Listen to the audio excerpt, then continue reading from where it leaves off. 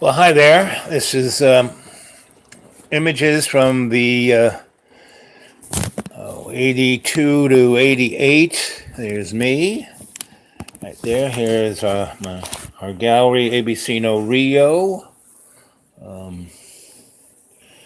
Here is Andy McCann, a really amazing studio musician. Here's me and Stephanie Shub. That's the girl Stephanie I was talking about. And this is Ralston Farina, the guy I told you who invented performance art.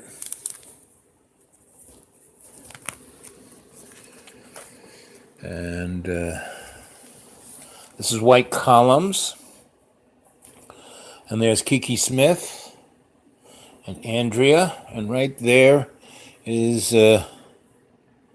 Billy Kluber, my mentor. Here's there's Dog Boy. That's a guy I saved. Turned him into a plumber. That's Howard Grant. Here's us getting ready to do our takeoff of Homer's Iliad. Here is Beth B., the story I told you about going to New Mexico. She was we were both each other's muses.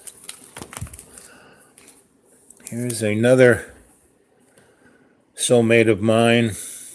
And that was a painting she did. She was everything she did, she was amazing. And she was just a little bit manic depressant. And here we are in ABC No Rio. We used to have an extension of our my Friday night potluck dinners, and we used to do it live Thursday nights. Here's Becky Hollander. This is the Sixth Sense Gallery. This is Paul Felix Montez. I mean, he could have been, the next great, but the timing wasn't right. Here we are doing our TV show Between the Lines. This is 1982, and I knew all about Universal Product Code, and I was having everyone wear it on their head. And here are my two girlfriends, right? This is Jane Fire, and this girl, she had a different name, and I could remember them then. But she was they were both. She was an amazing drummer. She was in a lot of bands. She had her own band at CBGB's called Jane Fire Band, and this was. I wish I could remember her name, but she was a great stand-up comedian. And this show was really great because I would take the Wall Street Journal and take the news out of it and rewrite it for 100 years into the future. And she was really a looker, but she was smarter than a razor blade and had an amazing comedic. She was like the Gracie Allen.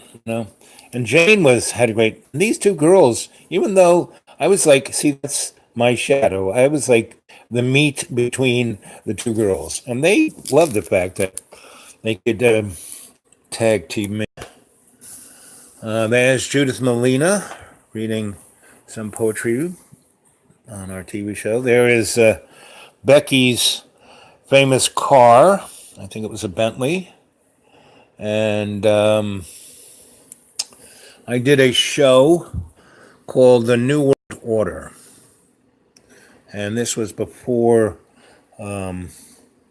George H. did his speech. Right here, this is Halloween in the West Village. And there's Kathy. This was a good crew. This is us in Williamsburg, Brooklyn, when it was still we were the first artists living there. And there's Jared. He was Donna Ann's cousin, and he was my best man when I got married in England. And then about 10 years or so later, he came and lived he was like 15 when he was my best man. And he basically came and lived with us at Lucky 13. And there's Lynn. There's Yuri Kopalov. Here is Yos.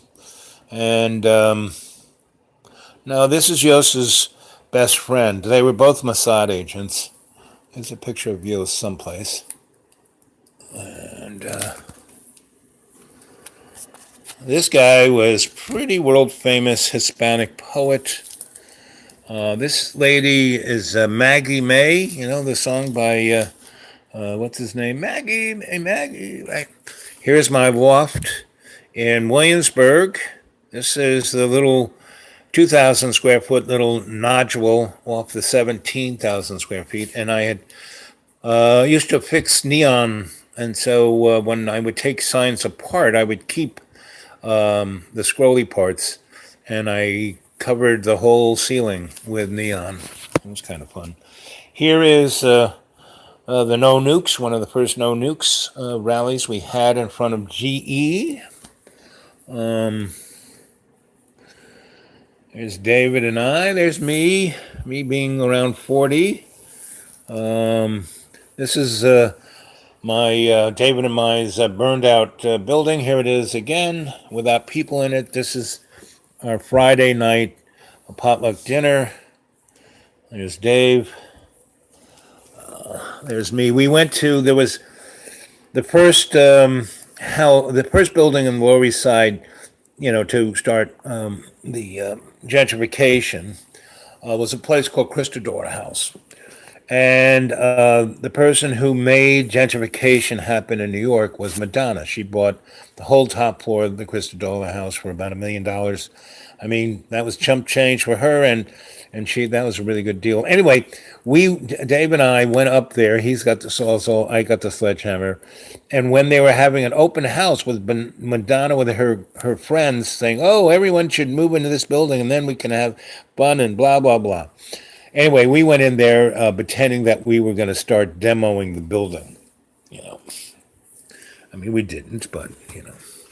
And here is a building we took over. Here's what it looked like when we took it over. We knocked that down, put a metal door in there, started getting mail sent to us, and then we started putting people in it. And it was, the backyard looked like this. The city had things like this. All the windows, they had boarded up so you couldn't get in. And then we opened it up, and then we turned it into this. And this was our flagship, saying, see what we can do with your, destroyed buildings. This is what we can do. And we had about 15 families in there in really nice apartments. And basically a developer came and bought everyone out. And that's when the city said, okay, uncle, we'll let you do what you're doing. You just got to do it under our banner. And so we did it. It was a lot easier because we fought for a good fight. And there is Carrie Shea. She worked for the city. She was our inside girl. She was part of the housing authority. I ended up working for her. And then this guy, this girl. Oh, this is the trouble page. Here are the girls from Ireland who just knocked on my door and then swept me away into the woods. And that story about, your ego and healing. And there's Richie Hayman. He and I, back in the days of the Ear Inn when we first started it. Here is there's Judy Rifka. And this lady, she was the she was the O.K. Harris of art galleries in the Lower East Side. She was the first one to break the ice, to really bring the big money in. And there's Marissa, our patron saint. She had a baby in an abandoned building. I helped deliver it. There's Patty with her dogs. And this was one of my zombie nightclubs. I mean, it was in an abandoned building. Tables and tablecloths. And I'm just kind of showing you, and there's my partner, When I worked Kill You 24 Different Ways, she always carried about 7 weapons. And we must have had been married or lovers in another life. But, she liked what she liked. That's all I can say. But normally, look at that haircut. She was a military girl. She wore her policeman's uniform. We were partners. I would be in flip flops, a Hawaiian shirt, and shorts, and I would talk to people. And if I couldn't get them to stand down, she would come in and hurt them, then arrest them, and it would be up to the. And there is Marissa. There's the baby. This is like no more than 40 minutes after having the baby. Here's our tent, and there's George. That guy is pretty famous in that he was, part of the Living Theater, part of HB Studios, part of, the Manhattan Theater Cub, and the Theater for New City. And this was something that all those different things kind of put their energies into. We made a tent, and we just took it around New York. And I would just lift up the Con Ed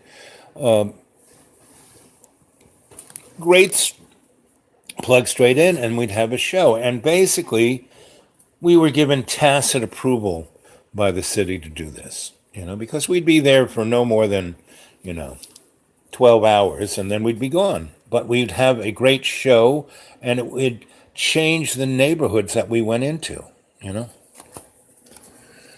And here's where these are the folk who came from the NEA. There's me when this is our gallery, Yuri and Lawrence and I and Yuri started the Sixth Sense Gallery. And here it is. There's my art. And here's how we would get into an abandoned. This is like the first day of going into an abandoned building. See, we have a metal core door with a metal buck and a mail slot. We'd stick it in there, concrete it in, and we would write the address. Then we'd start sending letters to us, right? And we would, then once the mailman got used to putting the mail in there, we'd then send registered mail to us, and he'd throw in the little yellow slip. We'd go pick it up at the post office. Then I would put a, legal electricity in the building and here's the good old friends. There's Alan Tannenbaum, good buddy of mine. He was a photo editor, the Village Voice, and he helped start the Soho News. And there is, this girl is pretty famous. She, before Bill Maher, she was doing that kind of humor. And she and I and a bunch of other people were the first people in Williamsburg, Brooklyn to be artists.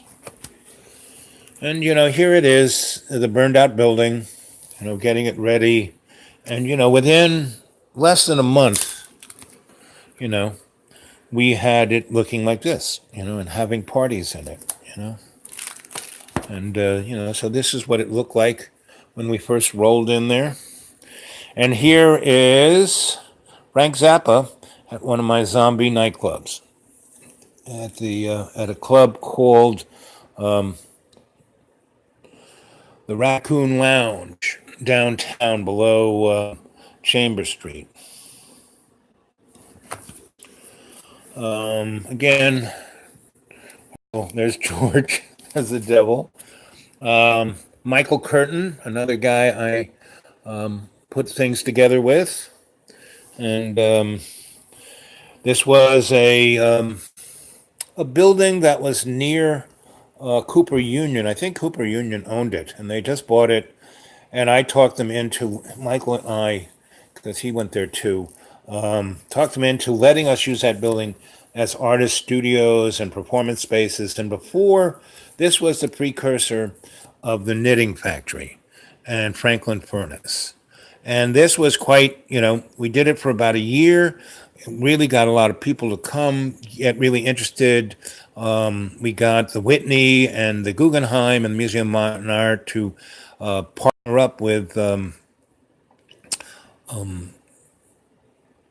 Cooper Union, and they went off and sponsored things like the kitchen, Franklin Furnace, Knitting Factory, and a bunch of others, which kind of no longer there. Okay, so I said I was going to give you the story of Brazil. So here it is. Michael Keene, right there. This is Michael. His mother was Nelson Rockefeller's, executive secretary. Did everything there was. And so Michael and I were buddies, but I knew never to lend him any money. And if I did, I knew I'd never see it again. And otherwise, we did amazing art things together and had loads of fun, right? And we were like brothers. So anyway, Michael goes off to, takes the money and runs and goes to Brazil and finds himself in Buzios, Brazil, which is 200 miles north of Rio. And this lady right here, she is the madame, and she's the woman who I said kind of looked like Jabba the Hutt. Can't quite see her, but she is like, this is just that side of her. She had her other side. So she was a big person. And this is Maggie, and she was one of Michael's better friends. But that's Maggie May, who, what's his name, sings the song about. Now, this guy was our band leader. You know how Sam played that song, You Must Remember This, well, that was our Sam in our nightclub, right? And I built a nightclub for this lady. So, one evening, my phone rings, and this guy is on the end. He goes, "Do you know Michael Keene?" And I go, "Yes." He goes, "Well, we have him, and we're going to kill him unless you come down and build a nightclub for us. You built Xenons, didn't you?" I said, "Well, I made it work. I didn't quite build it." "Well, you're known for it, so you need to come down and build us a nightclub. Otherwise, we're killing Michael." So this is Michael. And I said, "Well, he owes me $500. Go ahead and kill him." Click. So a minute later, this guy calls me back. He says, "No, we are serious." I said, "So am I." Click. So he calls me up 3 or 4 more times and then goes, "Okay, so that won't get you down here. How about money?" I said, "Well, now we're talking. How much?" He goes, "Whatever you need. We'll leave a first class airplane ticket and an envelope with money in it at Western Union. You'll get a package at Western Union, and then about 2 weeks later, I get on the airplane with about $500 in my pocket and head on down." And now I'm, a world traveler, so I know not to take really anything with me. So I don't. But anyway, after, everyone on that airplane had 20 or 40 microwave ovens and VCRs. This is like mid-'80s. And they'd walk through customs and they'd say, "Got anything to declare?" They say no, and they'd hand the custom guy a VCR. Me, I had nothing. I mean, nothing. And, so they said, "Got anything to declare?" And I said, "Take a look. I got nothing." And they said, "Okay." And they hit the button, and I had to go to a special room. And I waited there about 20 minutes until this guy showed up. And he got me out of there, and not a problem. And so long story short, I build the nightclub. I'm going to have to find pictures of it, but I only have a few here. But why Buzios existed. So this guy, he was a lawyer, but he was many things. He was a Nazi. And he worked for the Doctore, right? He was the front man. And what made Buzios? Buzios, there was a hospital there. Did you ever see the movie Brazil? And everyone who's in, our hero's mother is always getting plastic surgery. Well, this is the place that they're talking about, right? So anyway, this young lady right here, father ran the hospital, and she was a surgeon herself. And one day, after I get the club up and running, they basically, she walks up to me. I've been there 3 or 4 months, and she says, "You're going to be my boyfriend." And I go, "Really?" She goes, "Yes. You're really a true blue person. You've done some interesting things in this town, and you've only been here a little while, and you never do things for yourself. You'll always do things for other people, and then it works out for you." And I said, "Yep, yep." And this guy was a doctor too.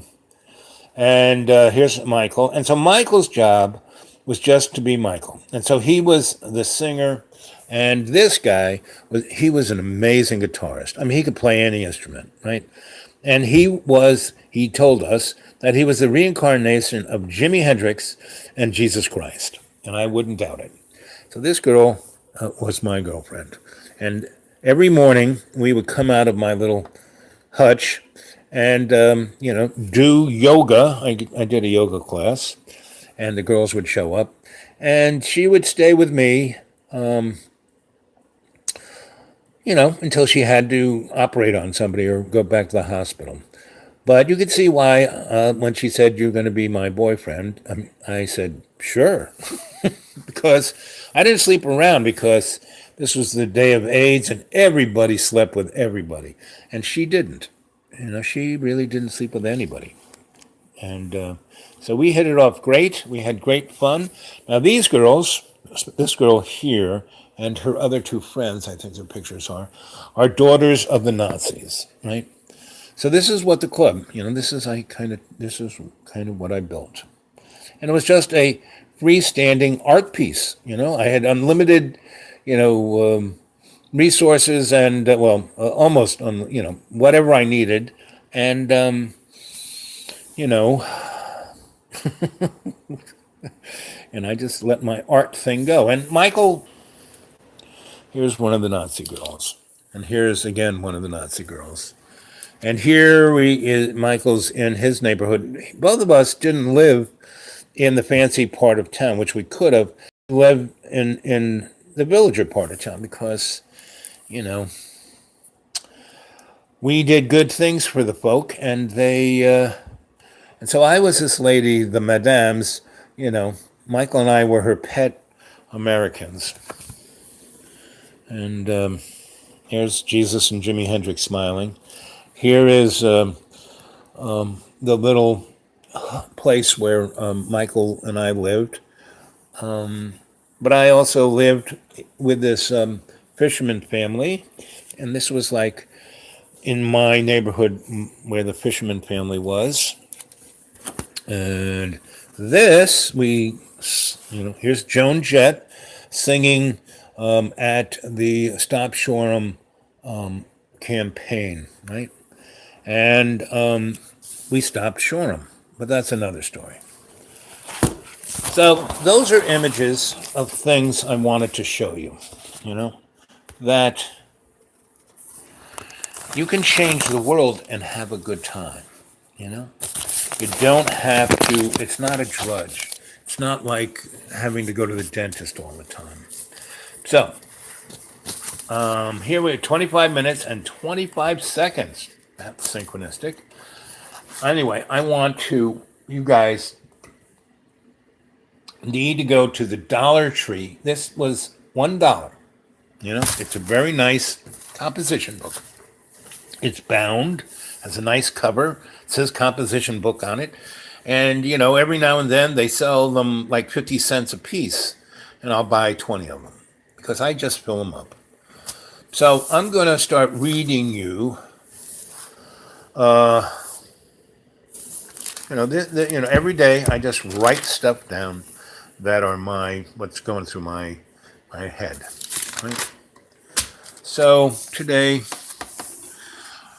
I'm not going to look at you. I'm going to just read here. Russia and Saudi Arabia going to precipitate oil embargo. Oil to go to $200 a barrel by mid-2019. I mean, like today, which was, I think, the 12th of November, the stock market went down to 500, then up, and then down. And this is like the 10th time that the market in the last 20 days has lost 500 points. Some days it lost almost 1,000 points and then kind of went up. And this is not good, not a good sign. The fires that are going on in California, there is a area. So these fires. So Donald Trump said, "Well, the fires in California are the people's trouble because they are building houses in the middle of forests." No, the fires that are going on today are in residential suburban areas. The most of the fires that happened this year happened in cities, wiped out towns. I mean, these aren't in some forest. It's the fact that there have been unbelievable droughts for the last 10 years, and that what is used to be the fire season is now year round. And so all of California is burning. And with the destruction of thousands of houses, and I mean not little shacks, but really expensive homes, what you're going to see by end of 2019, well, that insurance companies will pull out of California, period. Right? And that there's already billions and billions of dollars of destruction every time one of these fires happen. And who's going to pay for it? So California's going to go bankrupt. And there's a section of California. It's called the Woolsey Fire, and it's in an area that's burning right now. And it's an area that the Defense Department had. It's kind of near.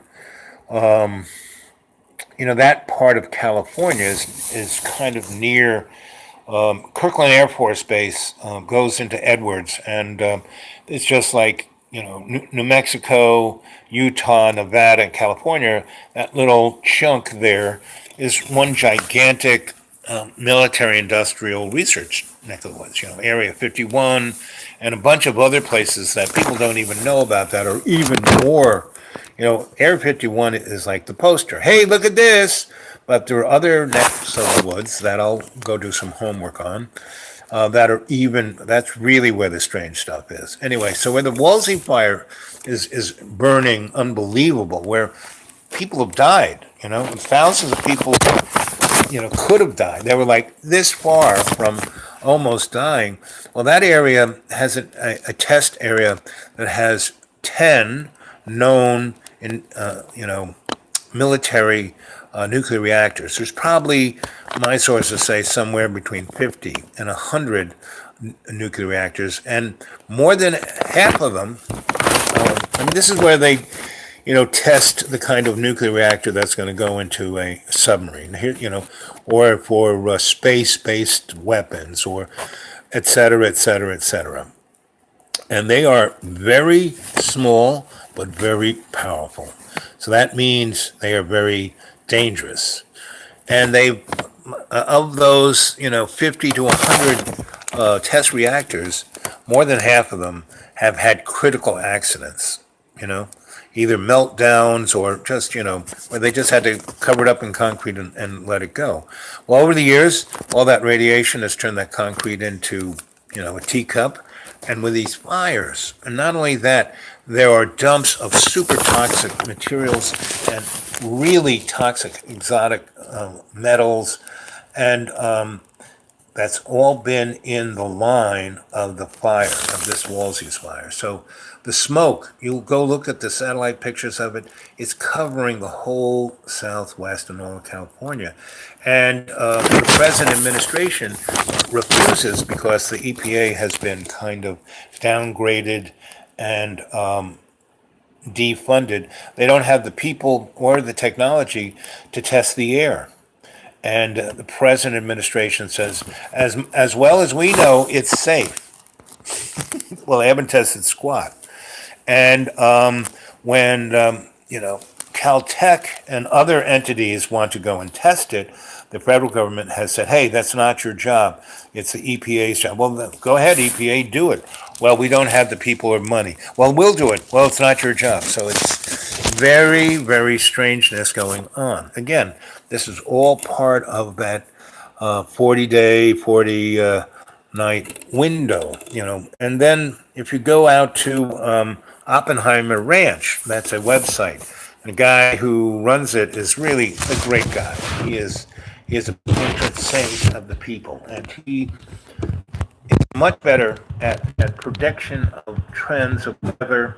I mean, all the hurricanes that hit this year on the East Coast and in the West Coast and up the Caribbean and Florida, all of those things in California, he was the guy who's saying, this is what's going to happen, this is where it's going to hit, and the one that hit North and South Carolina, he said it before anybody, said it, right? And he was, about a month before it happened, he said, this is going to come up, so this little wave over here in Africa is going to do this, and he's quite amazing.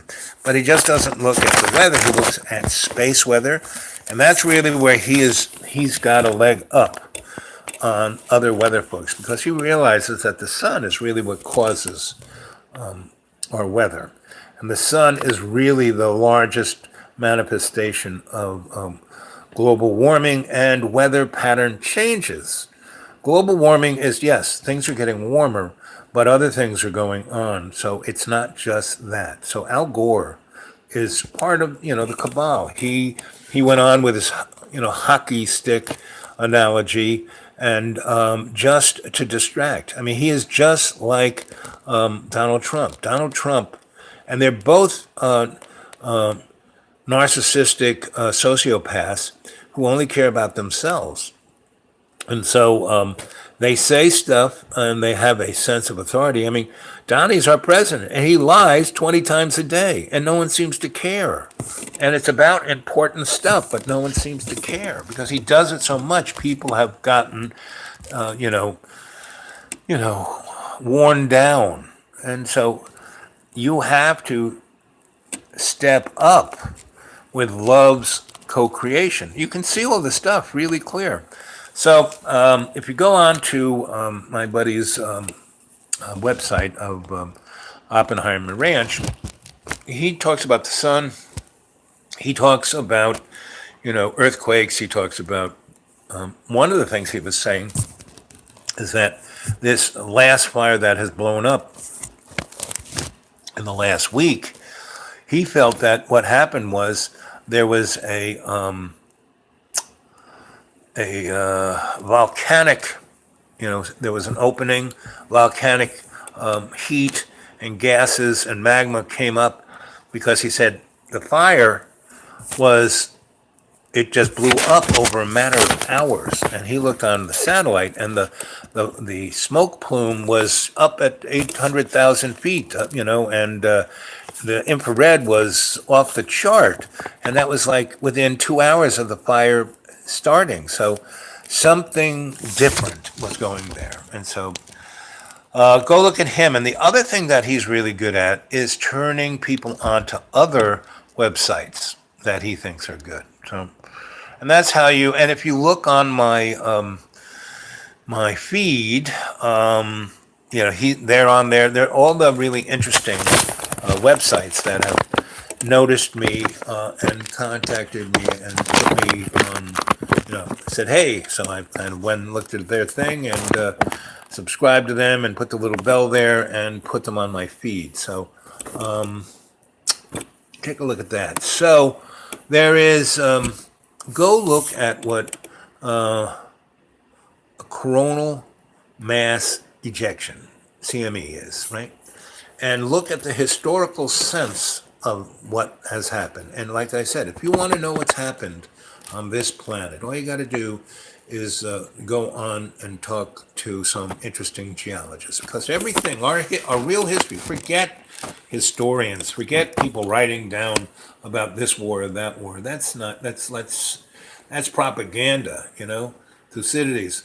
Thucydides, you're the daddy of written history. What is it? And he said, whatever the Romans pay me to write. And that's pretty much all of history, especially scholastic history. Now, there's some great historians and writers of it. And one of the better ones is Gord Vidal, right? He was going to be either a senator or a Harvard historian, and he blew the whistle on a few things when he was young, and they said, forget that, but his books sold such amazingly well. He said, screw you guys, I'm just going to write these books. So go read Gore Vidal, go read Joseph Campbell, go read Joseph P. Farrell, go read Howard Zinn. Go watch Linda Moulton Howe. David Wilcox and Corey Good. I mean, God knows who those guys are or where they came from. Their information. The thing about information is just let it go through you. And whatever resonates in your heart, well, that's what you know is true. Whether how it's true or where it's coming from, that's when you have to go do your homework to connect the dots. You have so many lovely pictures. And that's just one book, gang. I got 100 of those books of all the things I've done, right? Because when I started doing stuff and I tell people, oh, you couldn't have done that. You'd make me 1,000,000 years old if you did all that. So, I had been a newspaper photographer. I started documenting everything. The truly amazing thing is my father, through all the photos I did in the 60s and 70s, I built a house for my parents in Long Island. And when I built it, and I'll show you some pictures of it, it's a truly amazing house, I had a secret closet in it. And when I went to Brazil, I put all my really important stuff that I thought, into about 50 boxes, and I taped them up and I wrote, Al's stuff, don't throw out, important, and it was a secret closet.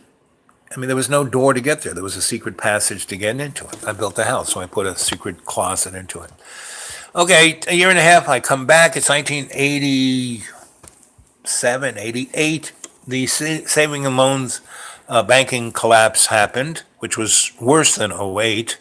'08 just prepared us for the collapse we're about to have, right? And this one's going to be a doozy. This one's going to basically precipitate martial law and the hidden hand coming out from behind the screen and getting everyone to take the mark of the beast. Well, we already got the mark of the beast, right? We are carbon-based creatures. That's 6 protons, 6 electrons, 6 neutrons, 666. We are the mark of the beast. Our bag of water is the mark of the beast. We were somebody's science experiment, and all of the mythology is dudes who came from the sky, right? So the Anunnaki is a, if you want to know what the Anunnaki is, just look at Donald Trump. Because you look at he has a really interesting reptile, dysfunctional bloodline. He comes from those old families in Europe. He really does, His mother from Scotland, and, that's where the Scottish Rite of the Illuminati is. He comes from that. His father is God. Go look his daddy up, So, so if you want to know what the Anunnaki is, go look at Donald. And his uncle was the guy who stole all of Nikola Tesla's stuff and turned it into really nasty weapons.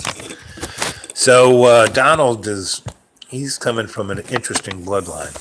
And, well, we kind of all are, We all come from, we're all only 7 connections to Kevin Bacon. So, anyway, so let's see. So there's fires that are going on in California. Really bad. Probably, like Fukushima. Fukushima has poisoned the whole Pacific. I used to, in the 70s and late 60s, I've hitchhiked all over America. And one of my favorite, and I had a buddy named Lester, and he started the World Community Consciousness Church, which was a hype, a hook to have a bus line that he didn't have to pay a lot of money to get licensed. He was a religion, so these were just religious things. We're just going to, you know, anyway. And so it was like he had taken the Magic Bus in the early '60s, and just go listen to the Stones, Magic Bus. Ooh. Anyway, so Lester was a great guy. I traveled all over America with him on his buses, and his buses were transporting basically Euro trash underwear model girls who were, they make some money at a photo shoot and they come over to America and have a good old time and looking for a rich husband to marry. And Lester would transport them everywhere. So if you go to my xratted.blogspot.com, there's a story about Neil Curtis and I traveling across America on Lester's bus. The Gray Rabbit. It was the Gray Rabbit and the Green Tortoise. So those times were loads of fun. And I had pictures of all this stuff, right? And which I probably could have sold and retired on. But my father threw them away. And so in 1987, I came back from my trip, and my dad said, "Hey, you have to come and show this. I'm selling the house to this really rich lady who wants to buy it, and she's going to pay me a lot of money because the real estate market had collapsed."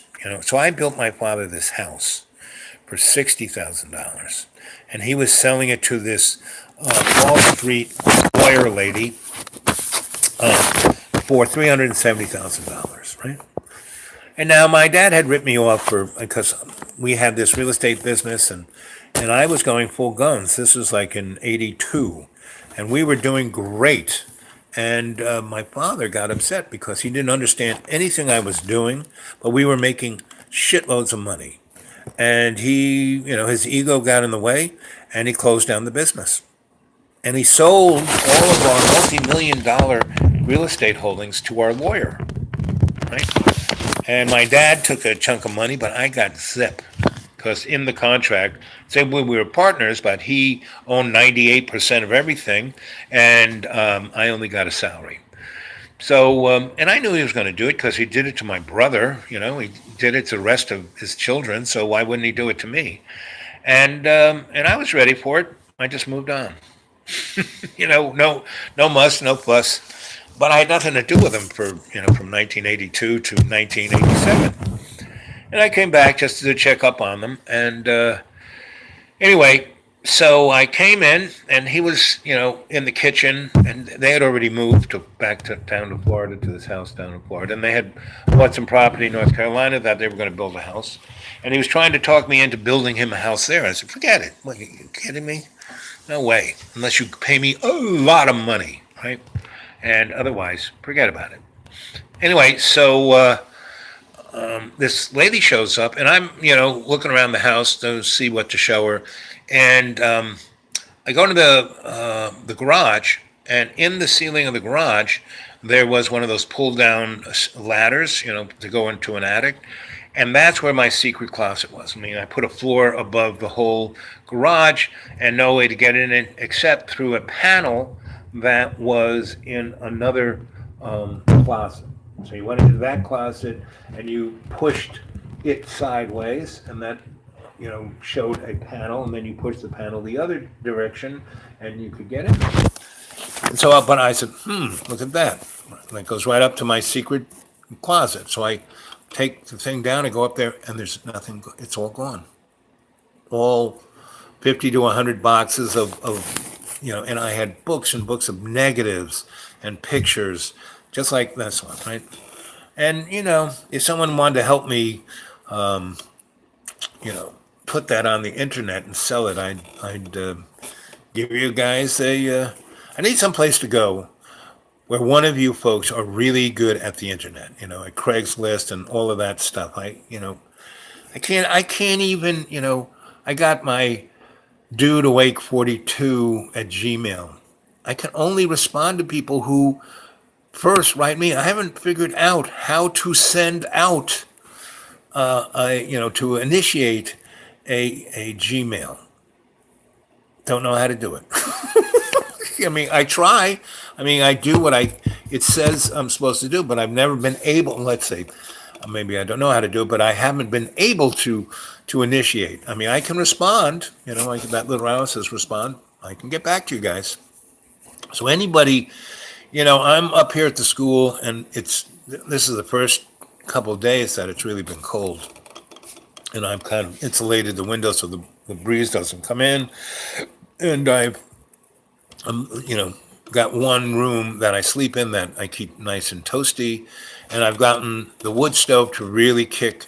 So here I am, bare chested in the downstairs common room, and with the wood stove going and a little space heater at my feet, it's a nice 65 or 8 in this space because there's no breeze coming in. Right? It's kind of windy outside tonight, but there's no breeze coming in. There you go. It's not cold in here.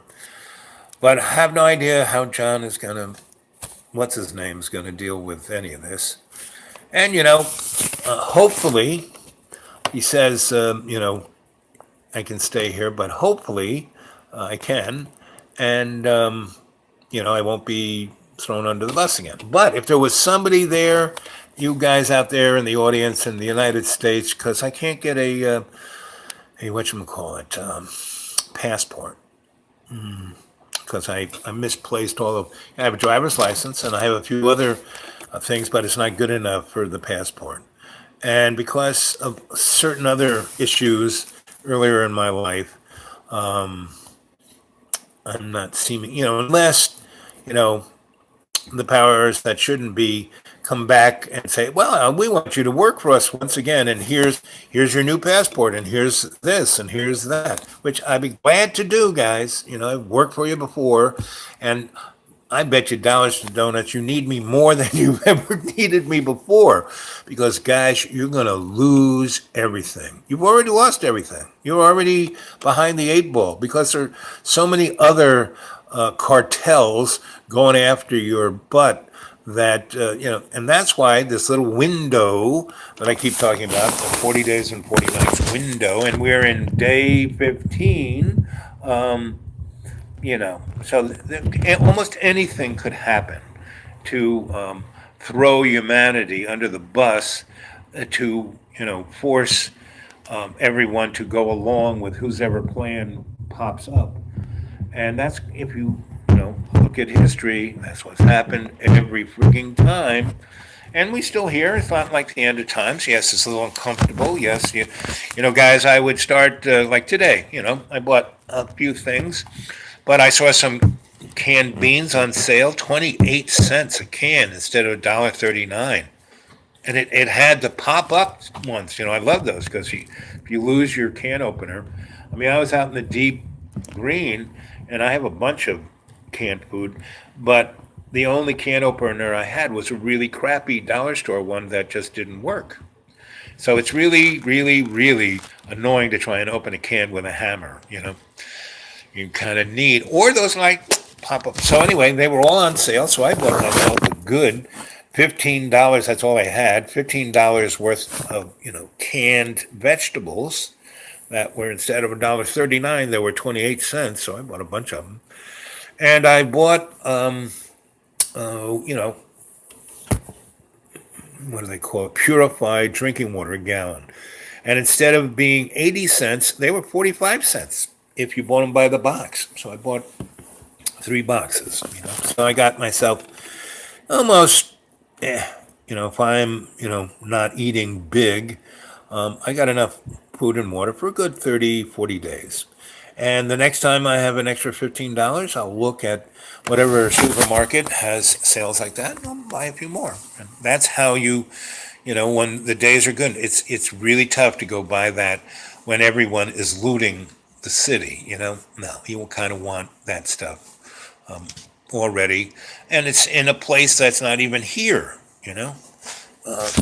Because what's his name? Whenever I get anything, it's like I bought a ton of I'm a cook, so I need a colander. I need this. Like, the reason why I had the crappy can opener is what's his name? He's got all three of the ones that I bought over the years upstairs. You know, I got 2 or 4 big soup pots. They're upstairs. You know, and I can't get at them. And I say, so John, I have 2 spoons and 3 forks. I bought 100 of spoons and forks that I got at Goodwill. Oh, look, wow, this many for that. Oh, wow. So anyway,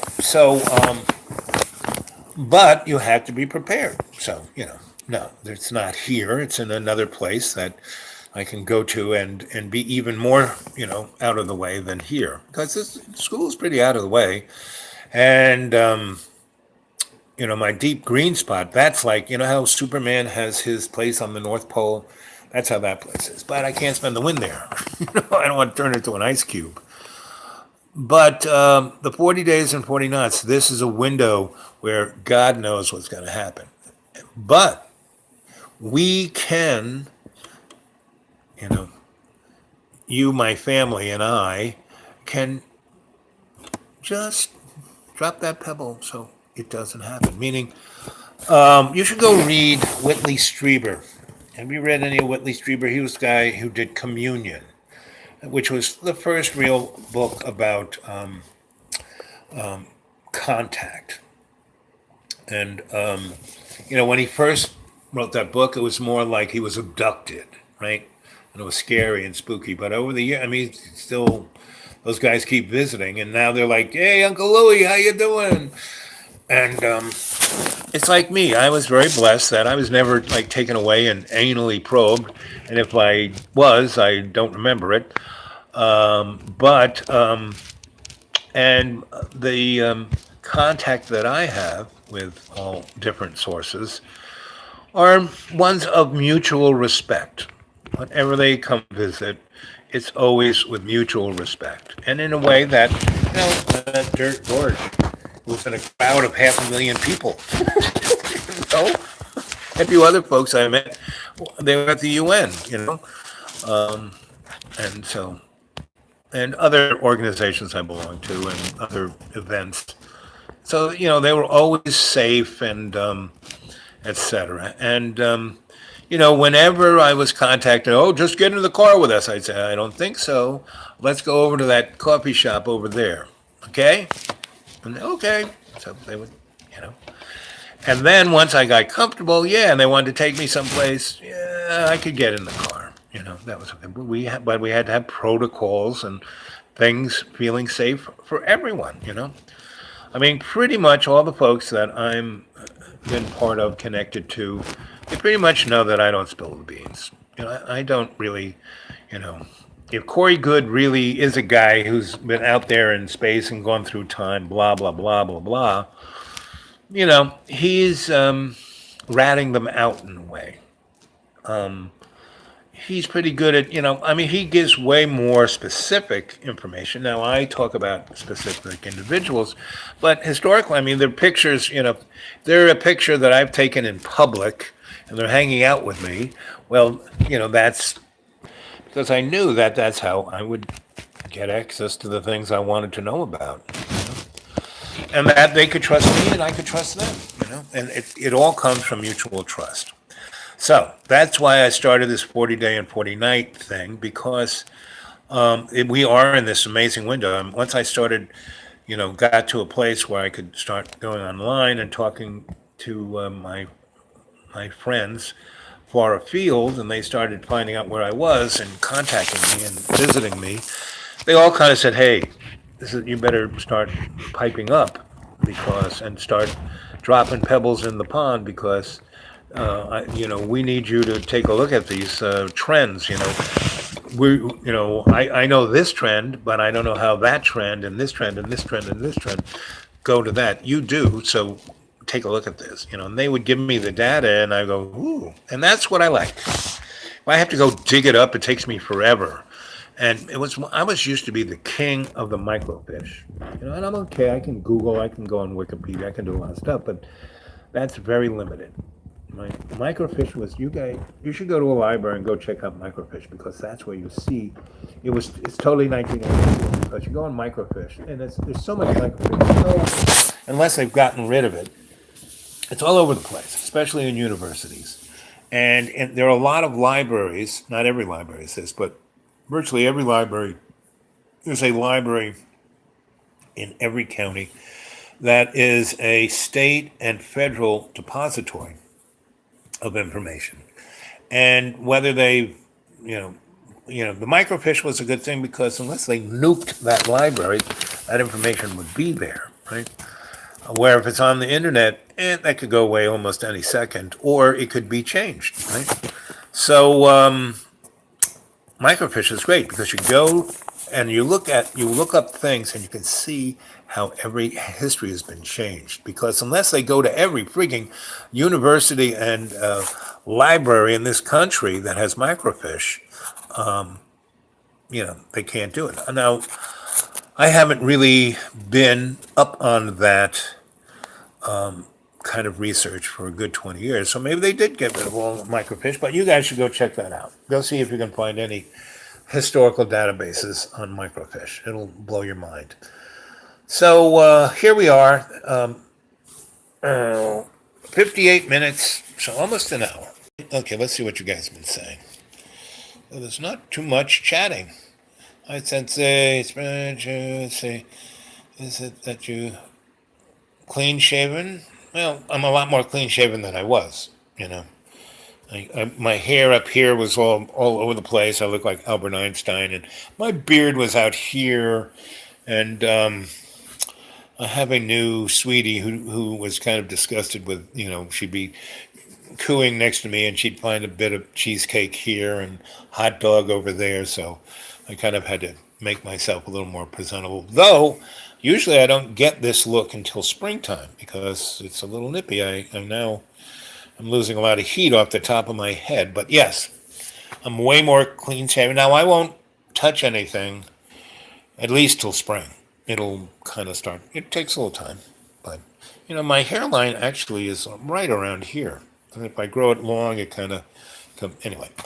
But I'm not such when I was out there in the deep green, I was the wild, crazy mountain man. Now I'm like more in the downtown neck of the woods. Like I said, I have a new sweetie, so like I said, she was getting a little,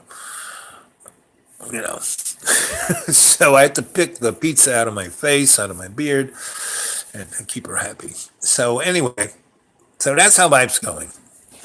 And she likes me because I make no demands of her. She calls, I show up. Pretty much how it works. And I make no demands except I want to make her happy, and whatever that takes, she's happy to have me make her happy. So it's a good relationship, and she's a bit younger than I, but so I'm not like, oh, we're gonna get married, blah blah blah. No, oh, I want somebody I can. No. I'm there for people in that second, in that moment. And all the people that I've lived with or been with for years, 10, 15 years, well, we had that relationship going, every second that we were with each other, we were with each other 1,000%, not 100%, not 55%, but 1,000. And the other side of the coin is, if I kind of hook up with somebody, I'm monogamous. I mean, I'm monogamous even when I'm not with somebody. I mean, I'm not a big fan of just, what do they call it? Zipless fucks. I'm not so much. My younger, yes, as Mr. Disco. That was 1970s, before AIDS and STDs and all that. Now you can wear protection, and they're pretty good. I mean, there are modalities that you can do that you don't have to worry about it. But anyway, so that's why I'm a little more clean-shaven. What else do people say?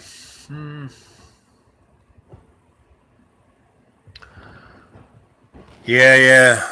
They're running out of water in California. California is, it's a mess. It's not, and with next year, 2019, the economic, shell game is going bye-bye. And there's going to be a lot of, like I'm saying, the 40 days and 40 nights. My illusion, Satan, ignorance, and duality, all facilitating conscious awareness of soul's individual Godhead. Exactement, Mr. Rudis. Yeah, Twitchy. Who's here? Let's see. Yeah, well, Jamie, you're being quite prolific and astute and just the way I like it. So, do you guys write anything? I mean, like in my little notebook here. Yeah, where I think of something and I write it down. So the Simi Valley fires. Let's see, Redfern. You know, we're going to have another little housing bubble. We just had a little perking up of the housing for about a year. And, every time the powers that shouldn't be want to, they gave the banks something like $100 trillion in the 10 years of the economic collapse from '08 to 2018. Free money, like 0% interest. They didn't give it to the people whose houses mortgages were underwater or whose businesses went under. No, but to the banks, yes, who then gave it to guys who owned all the zillion-dollar companies who bought all their stock back, which caused the stock market to go through the roof. It wasn't, the market in '08 was around 7,000. Now it's up around 25,000 and it got up to almost 28,000. Was it worth that much more? Was it worth another 20,000 points on the blue chips? No. Just because they had free money to buy their stock back, which jacked their stock prices up, which then gave all of the morons who caused the economic collapse gigantic benefits, big bonuses. They got bonuses in '08. They should have gone to jail, but no, they freaking got bonuses. So we are looking at this, right? This is happening right in front of our little eyes. You know, if they raise the interest rates another couple of points, it's not going to be good. And like I said, Russia and Syria and Iraq and Iran and Saudi Arabia are all getting together right now. Gonna have a new oil embargo, and it's gonna put jack the price up to 200 to 400 a barrel, which will bring on the utilization of these other alternative technologies, which is good. I mean, if it takes that kind of disruption for this to happen, well, okay, But, frigging, it happened, in 1972. I was working at Windows on the World, and the guy who had that restaurant had this thing called Restaurants Associates. And I had worked in one of his restaurants, and I started fixing, not just slicing meats, but I started fixing things, and I was a manager there. The guy was a manager, kind of got sick, no one else, and I just stepped up and became the manager. And because I was so sweet and nice to everybody, the working staff didn't quit. I mean, that little part of his empire, the managers were terrible and their staffs were quit, and I kept staff from quitting. Plus, I used to give an extra bit of potato salad or sliced meat on their sandwich. No big deal, but it made it so much different from all the other sandwiches that were around that area. That one restaurant was making 500% more than all the other restaurants it was called Zum Zum. It was a German restaurant.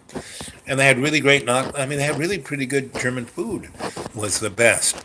And the toaster oven toasted it just perfectly.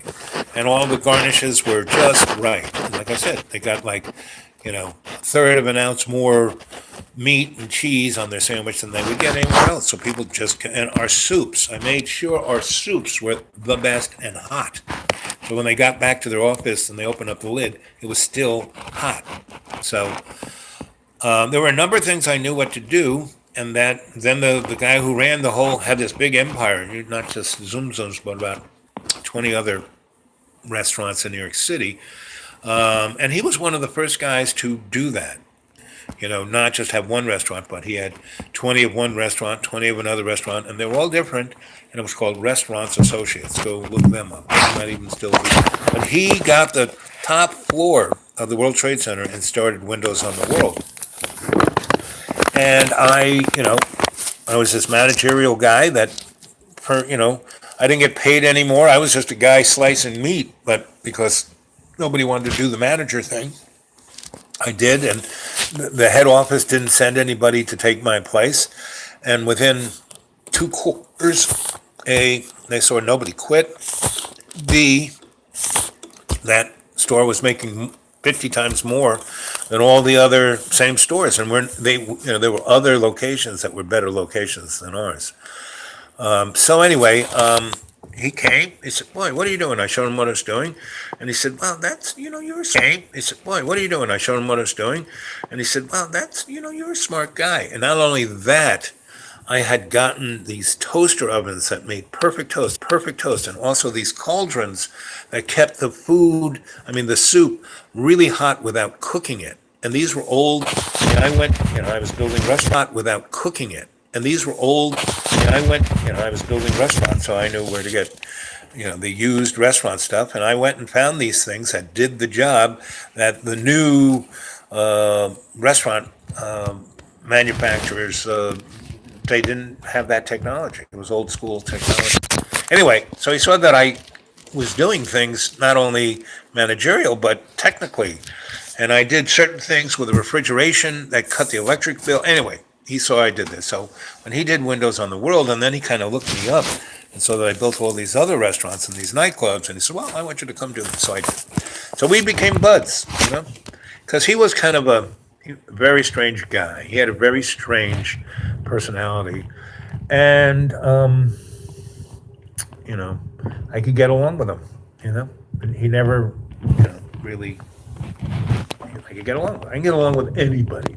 That's why I'm a good negotiator. Anyway, I'm working there, and we've got it going, and I'm doing other things, so I'm not 100% his boy. I'm no longer doing the Zoom thing.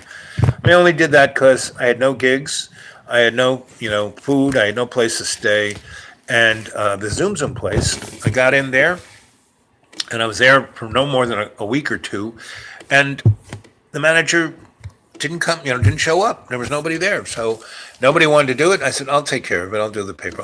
I can fill this out. I know how to do this. I'll do this." And I had a friend of mine who was a great bookkeeper to come in and do that. And I would pay her off and, cut meats. She would spend 2 or 3 hours a week taking care of all the book work. And I, give her whatever she wanted. And I did a lot of that, because we had so much. We threw away so much stuff that I just kept giving the stuff we would have thrown away, right? And I showed them that's what you're not losing any money by me putting this many more slices of meat, because look at the the stuff we would throw away at the end of the week. And he would go, Anyway, so I'm working there at Windows on the World, and I was very lucky to be able to come in and do the chefing stuff I'd liked to do, and I made things, and I loved doing brunches and things like that. They had this really amazing room for events, and I got the party people I knew to do events there, and I would get a cut of that, and I would be the host, and there were 2 guys who worked in the who were main chefs of that place, who were amazingly great. And I loved the fact that I would come in and take up their slack, so they wouldn't have to work this hard. And then when I would do these events, they loved being the showman, because otherwise they were back in the kitchen and no one ever saw them, but they were really showmen. Anyway, long story short, I'm doing all this stuff there. I have can just cruise into this place, take away as much food as I want. It was a back office I could sleep in. It was my kind of place. It was when employers hire me and know they need me more than I need them, that's when it's all good. And I'm telling you, morons, you know, morons, powers that they think they're in control, and I've been for the last, 3,000 years, don't mean squat. Within geologic time, that's nothing. But you want to be able to rebrand yourself like they did in the Holy Roman Empire. I'm your boy. And the only way this is going to work is when we make it work for all our relations. Right now, not so much. You're out to kill everyone and destroy half the species on the planet. Not a good idea.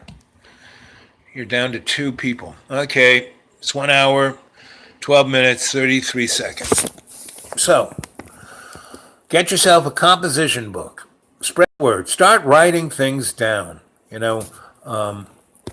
Our friend here, Jamie, it is doing it. Those are 3, each of Jamie's comments there. If we could get, 13 to 33 chatting on this little thing. I mean, in certain ways, because I've gone on things where there's hundreds of people and it's like flying by, you can't even see it. And I guess that's when you need what do you call those things? So the people who are your administrators or controllers or whatever. It's like landing jumbo jets. Anyway, so here we are, 1 hour, 13 minutes, 29 seconds. Tomorrow's supposed to be a cold, rainy day. I'm not going nowhere. I got plenty of food here. And I'm going to stay. So I will do a morning chat sometime, in the morning, between, let's say, 8 and 10. And let's see how many people show up for that. And get yourself composition books and start writing things in them so we can have an interesting conversation. I will, tomorrow, I'm going to read through my little composition book. I have about 20, 30 pages of stuff I wrote, and I will make little comments or, things. Read this, and maybe rewrite it in a space so I can actually read it,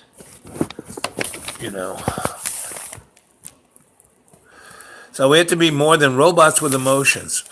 What we need to do, whatever feels right. Not feels good, feels right. You have to think with your heart and feel, think with your heart and feel with your head. Go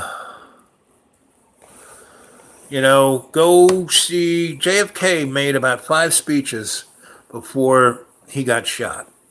And I was, from those speeches, especially the one about secret societies, basically, I think one of the real reasons why he got whacked in Dallas was when his speech was going to be about disclosure. Because I think he realized that by doing it at that time, it would have been perfect. It would have changed the world in such a way that it would have ended war, it would have ended poverty, it would have, if he pulled out all the technology that they had, showed that you don't have to be scared of the aliens because they made us. We are their experiment. They're scared. I forget the name of that entity, but there is I actually work for those morons. They said, oh, we can't tell, the general public about the alien issue because it would crush every religion. And the religions are the only thing keeping humans from killing each other and having total havoc on the planet. I don't think so. But we're at a place now where they could, the Catholic Church has actually said, oh, yeah, there are guys out there. They want to be the first, they paid for Hubble telescope. They paid for the Webb telescope. They paid for the Big Ear in Puerto Rico. Science is a religion. Back in the day of Galileo, they said, okay, we're going to advertise, we're rebranding this. We're going to say that we, the Catholic Church, own your soul. Science can tell you kind of what's going on, as long as it's Newtonian science, like Apple hitting you in the head. that can turn it into a product that we can make a buck on. So we own science, but we're going to split, man's kind of looking at things into religion, that we own your soul, and science, we own the products made from it. So that's the issue, that we have to stop being lazy. We have to step up and take control of our own soul. That's why we were given free will. That's what makes us different from all of the other empty bags of water that are out there in the solar system. They're conscious, they're aware, they're even self-conscious. They just don't have a soul. Now, soul is such a loaded word. See, I'm real, I don't like to talk about God or Lord, or because you see where they come from, and it's not the best. So our higher conscious, our super conscious mind, our ascended self, we're the only guys who can do that. Now, there are other species that can do it too, and we are all avatars from the same server, per se. But all of this is going to come to a head in the next 40 days. So I would, get yourself some water, get yourself some canned food, get yourself a composition book, and start writing stuff down. And everyone can be contacted from and through their higher self. So come on, kids, get to it. Okay, so it's 1 hour, 18 minutes, and 28 seconds. I'm going to say goodbye at 1 hour, 19 minutes, and 19 seconds. So tomorrow morning, I'll do a morning chat. And I'm trying to do a lot of these chats so you can go back and look at them, because God knows what's going to happen with, what's his name, when he shows up. Now, I'm hopeful that it'll be good. That, because, my spidey sense says that, what's his name, is actually stepping out from his fear base. And